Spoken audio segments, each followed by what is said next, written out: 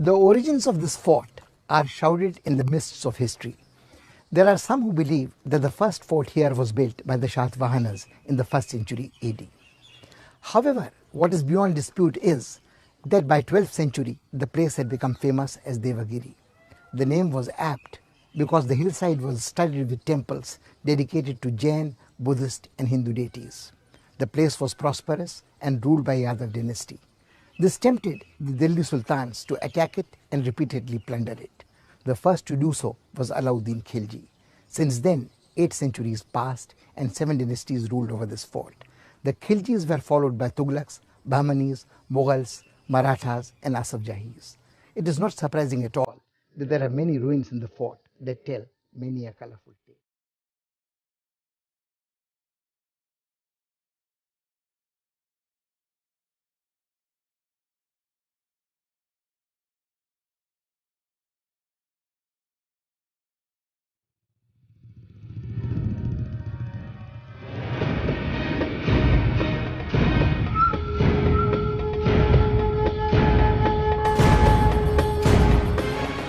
The famous fort, earlier known as Devagiri, stands close to Aurangabad in Maharashtra.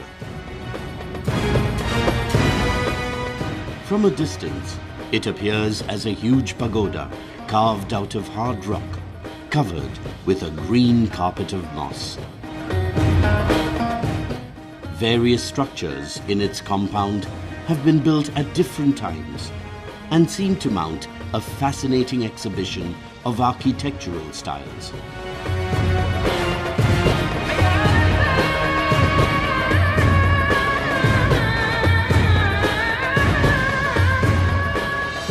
इस किले की ख़ास खूबी यही है कि ये और दूसरे किलों की जैसा ये तामीर नहीं किया गया. It was not built, it was carved, it was carved out of one single rock.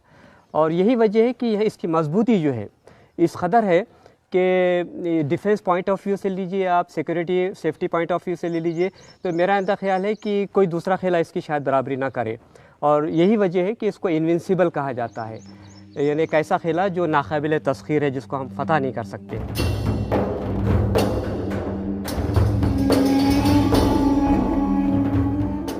This fort has withstood many assaults in its long life spanning 15 centuries. Battles fought here have more than once changed the course of Indian history. Alauddin Khalji, Muhammad bin Tughluq, Malik Ambar, Shah Jahan and Aurangzeb attacked it one after another. Those who dwelt within suffered but stoically picked up the threads of their ravaged lives every time. Daulatabad is absolutely brilliant in that it perhaps best reflects the layers of construction for centuries, overbuilt and rebuilt, and each time more secure than the last.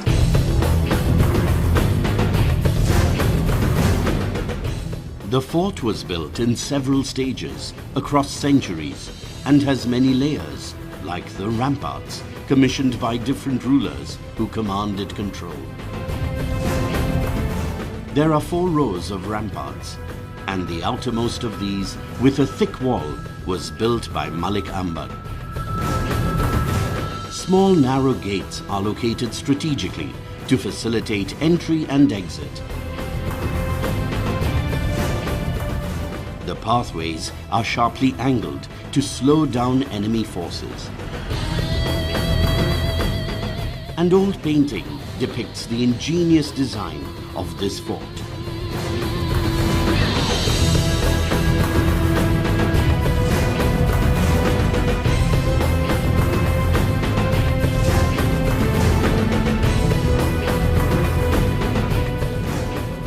After crossing the ramparts, the invader confronted another formidable obstacle, the moats, some natural, others man-made.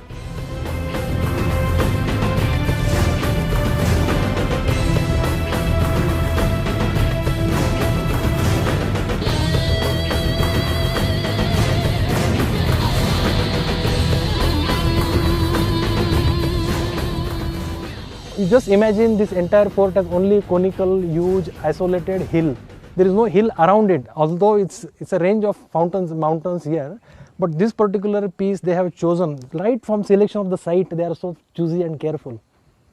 So it's a fort, so criteria is about it has to work as a perfect apparatus of the safety and the military.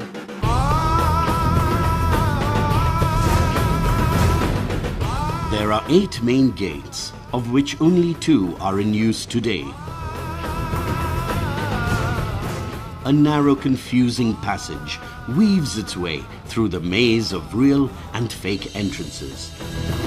Towers overlooking the route added to the protective armor. Well-armed soldiers deployed there could easily target the invaders.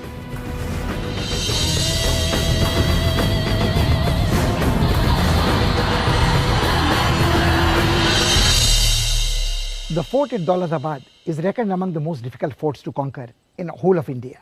Nature has provided it with wonderful defences. On 3 sides, it is surrounded by high hills, and it stands itself on a sharply chiseled rock about which it is said that not even a snake or ant could climb it up. What about man? If somehow an invader crossed these, he was confronted with 3 parallel rows of ramparts, beyond which lay man-made moats, once upon a time full of bloodthirsty crocodiles and more poisonous snakes. And still beyond lies a dark maze where stood guardians of the fort holding boiling water to pour over invaders. It truly was a very difficult fort to conquer. One could lay it low only with the help of a traitor. A wooden drawbridge led to the most terrifying, life-threatening obstacle.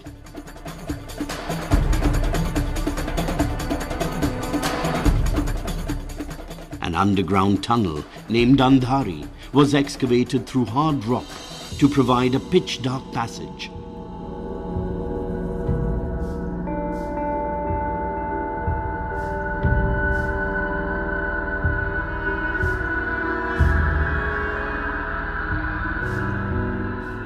Sentinels stood at heights with cauldrons of boiling oil ready to pour on the invaders.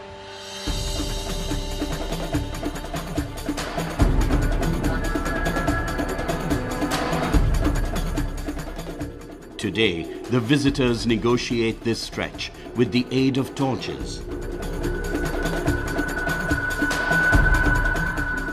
There are many false passages leading to blind alleyways or to a fatal fall in the moat.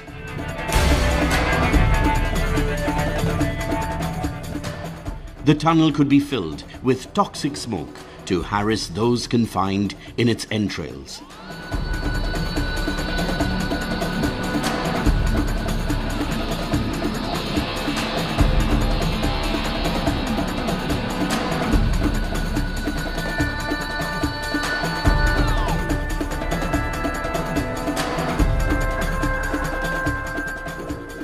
The passage opened at the other end on the rooftop, where the exit point was sealed with a strong iron lid.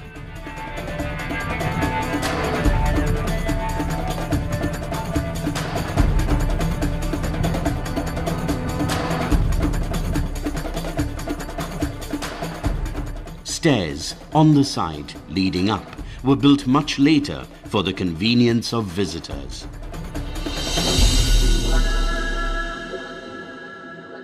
हम 800 साल पुरानी चीज़ देख रहे हैं और ये वाकई दिमाग को पागल करने वाली चीज़ है। आर्किटेक्ट के तौर पे मैं तो कभी कभी पागल हो जाता हूँ ये जब देखता हूँ तो। सवेरे अलग दिखती है, दोपहर में अलग दिखेगी, शाम को अलग दिखेगी। तकतन के दाता तुम हो दक्कन के सार्वभौम सुखदाता भाग्य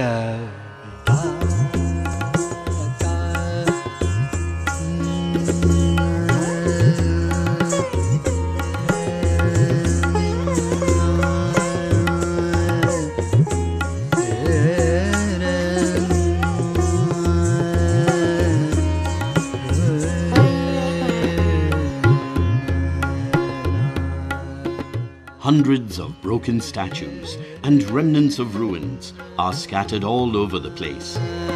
They bear witness to the immensely rich cultural heritage and glorious history of Devgiri and Daulatabad.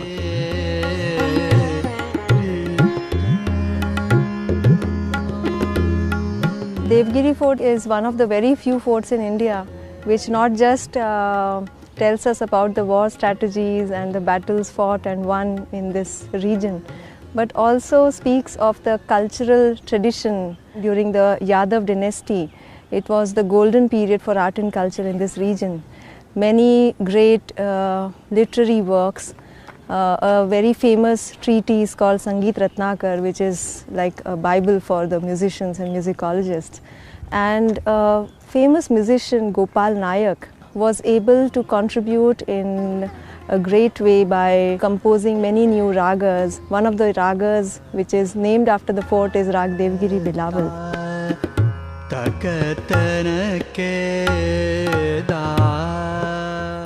There is an old Jain temple in the precincts that has a courtyard divided into 25 galleries by ornate pillars.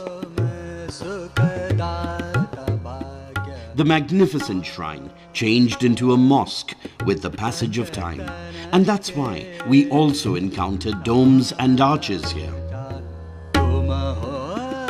A statue of Bharat Mata was installed here after independence, and today it is known as Bharat Mata Mandir. At the foot of the hill, a number of caves have been cut into the rock face. These provided shelter for Buddhist and Jain monks. This monastic vihar underlines the irony of how the message of peace resonated in the shadow of war here. Very few people recollect that this place has served once as the capital of the country. It was Muhammad bin Tughluq who issued a diktat that the entire population of Delhi be transferred to Devgiri, and it was he who named this place Daulatabad. To accomplish this task, a road was built over 1,000 kilometers long, and for months the people of Delhi suffered on this trail. Tughlaq was forced to move back his capital to Delhi after 17 years. But while he lived here and this place served as the capital of the country, life here was colorful and prosperous. We get an interesting account of those days in the travelogue of Ibn Battuta.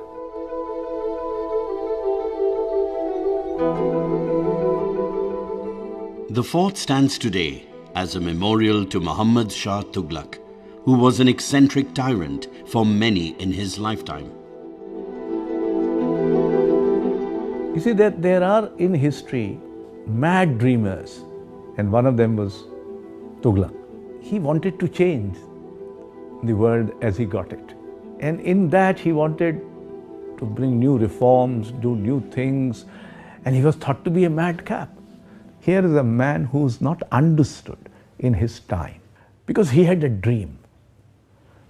And they were not satisfied. These are the kind of people who are not satisfied with reality as given. They wanted to change that reality to the extent they could. Sometimes they succeeded, sometimes they did not.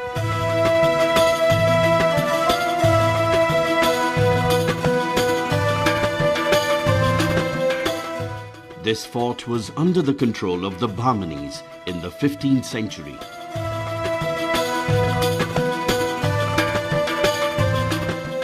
It was a Bahmani Sultan who got the 65-meter tall Chand Minar constructed to celebrate the conquest of Gujarat.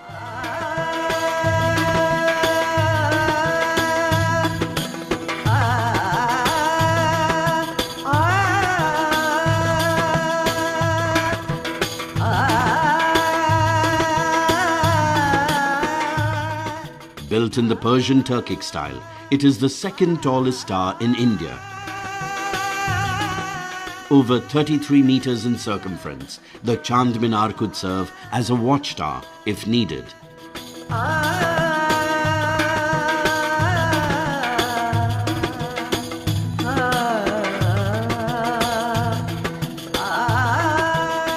Different time slots in the history, same structure, same geographic locations, and you see the amalgamation of different styles and its impacts.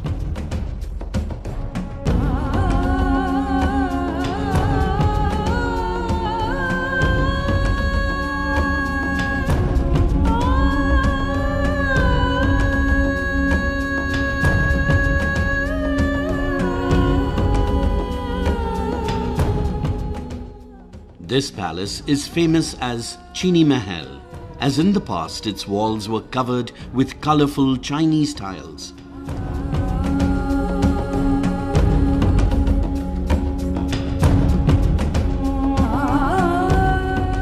Tanna Shah, the last ruler of Golconda, was kept here as a prisoner by Mughal Emperor Aurangzeb.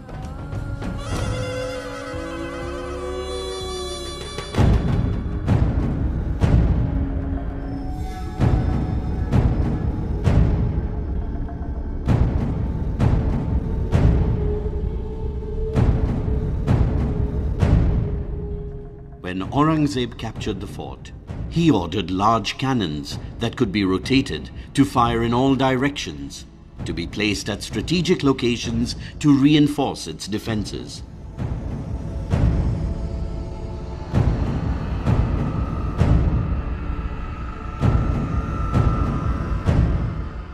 Daulatabad was considered the gateway to the Deccan, and all the sultans of Delhi and Mughal emperors desired to occupy it. Aurangzeb spent a very large part of his life here.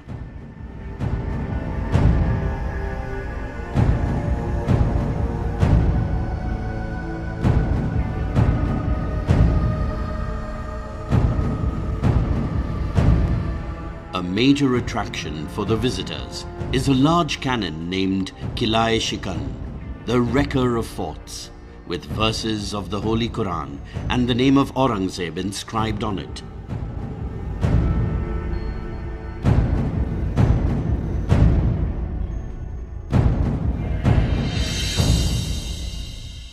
The Mughal Emperor Aurangzeb had a very special relationship with the fort of Daulatabad. When a young prince, his father Shah Jahan had appointed him the governor of Deccan, and it was he who conquered most of these territories for his father and for the Mughal Empire. It was Aurangzeb once again who got this great cannon put here on this tower named Kilae-Shikan. The name of the cannon was itself enough to strike terror in the hearts of the enemies. Aurangzeb fell in love with this place and wished to be buried here when his time came. And close by in Khuldabad is his tomb, a very plain tomb of a great emperor, keeping his memory alive. Mughal Emperor Aurangzeb was buried here according to his last wish. The beautiful marble screen that surrounds the Spartan tomb was added years later by Lord Curzon. You go to Aligarh Muslim Library, and on the manuscript section you have a copy of Quran which was personally, the copying was done by Aurangzeb in his own handwriting. As you know, Aurangzeb did not take any money from the state exchequer. He used to tailor these caps and things and earn money and lived a very, very austere life. The point is that although they were Muslims, although they were outsiders, although they came from a different religion, although they had a zeal to win, and perhaps sometimes even a zeal to win even if it is done through a lot of killing. But they interestingly also played a role in unifying the totally disparate elements of Indian polity, to bring them together in some ways and to hold them on together in some ways. Aurangzeb tried to weave India into one political and cultural unit during his long stay in Daulatabad. बड़े बड़े scholars यहाँ पर आए थे, बड़े बड़े travellers यहाँ पर आए थे, पोएट्स यहाँ पर आए थे और उन्होंने इसकी शान में कई बातें लिखी है, कई क़सीदे लिखे हैं, मसनवियाँ लिखी है।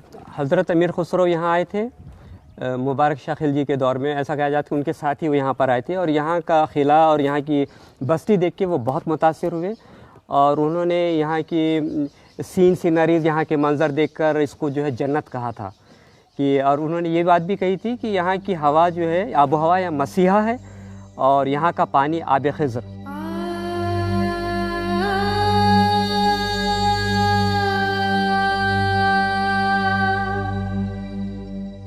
The salubrious climate and prosperity tempted invaders. According to historians, Alauddin Khalji plundered from this place a booty of 600 mons of gold, 700 mons of pearls, 2 mons of diamonds, and precious gems. This wealth allowed him to tilt the scales in his favor and capture the throne of Delhi.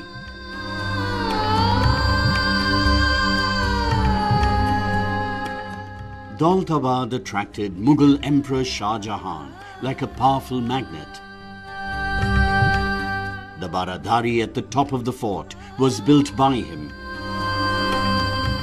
Open pavilions decorated with arches and pillars like this were a characteristic feature of Mughal architecture.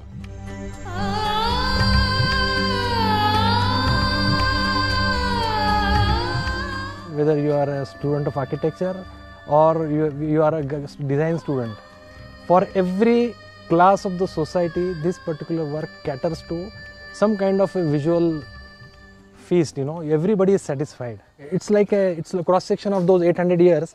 You see different styles, so beautiful. It's like a jungle. Jungle में कैसे एक पेड़ नीम का होगा, एक किसी आम का होगा, एक किसी चीज़ का होगा, but by and large jungle looks so beautiful for a common man. वो ऐसा ही है. It's a jungle of architectural styles.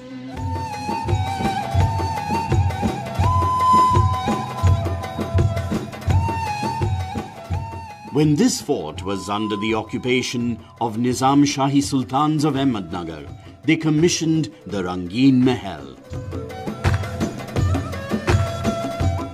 Delicate arches and remnants of ornate windows tell the tale of past glory of the ruins that remain of a once beautiful structure.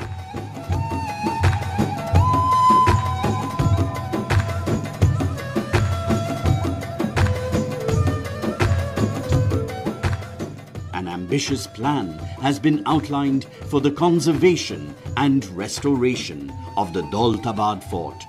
Skilled craftsmen have been invited from far-flung places to team up for this task.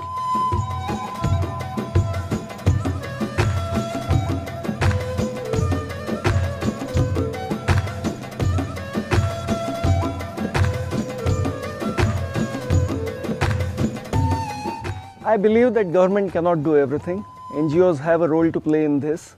And unless citizens, common citizens associate with these monuments and do something for them, they also chip in, these monuments are not going to be part of our children's lives.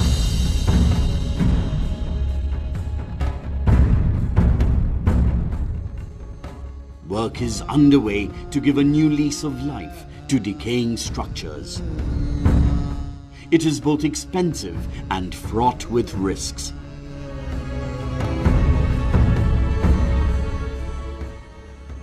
Memories associated with this fort are not restricted to battles, victories, and defeats. They also recall tales of prosperity and dividends of peace, of a time when melody wafted in air and majestic monuments were raised.